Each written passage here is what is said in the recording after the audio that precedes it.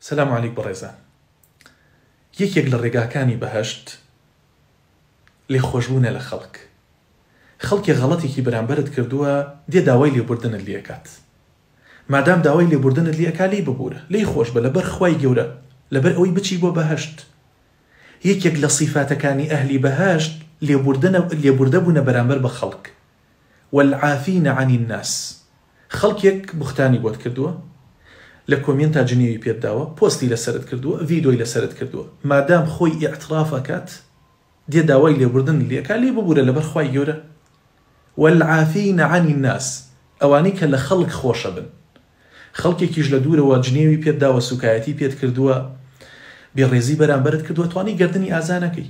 بەڵام کەسێک دێت لە بەردەم تا خۆی بچووکە کاتەوە ئەڵێ من داوای لێبوردنەکەم، من غەڵەت بوومە، لێی ببوورە لەبەر خوای پەروەردگار. حسنی کوڕی ئیمامی عەلی ڕەزای خۆیان لێبێت ئەفەرمێت لەو ئەنە ڕەجولا شەتەمەنی فی ئوذنی هذه، ئەگەر پیاوێ ببیستم حەلەم گوێیە بە گوێەکانی خۆم ببیستم، جنێوم پێدا، پاشان بێت لەم گوێیەم داوای لێبوردنم لێ ئەکات لە قەبیلت عوذرەه، عوزرەکەی وەرئەگرم و لێی خۆشە بم. چونکە تۆ ئەم دنیات هەڵ نەبژاردووەتیایە بمێنیتەوە. ئەم دنیا وەسیلەیەکە بۆ بردنەوەی قیامەت. ئەم دنیا وەسیلەیەکە بۆ پەڕینەوە بۆ بەهەشت. هەر شتێک بەهەشتی بەدواوە بێت لەبان سەرمان، بەهەشتی بەدواوە بێت ملمان لە موو باریکترە بەرامبەری. خەڵکێکیش زوڵمی لێمان کردووە، جنێوی پێمان داوە، سوکایەتی پێمان کردووە، لە شوێنی خۆی ئەمێنێتەوە و بەردەوامە، حەسبونا الله ونعم الوەکیل.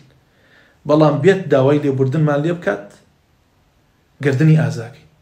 بۆیە تۆش هەر کەسێک داوای لێبوردنی لێت کرد، هادوتی من هەڵم احترافی بە تاوانەکەی خۆی کرد، لی ببوورە لەبەر خوای پەروەردگار، بەڵکو خوای پەروەردگار لێت ببوورێت.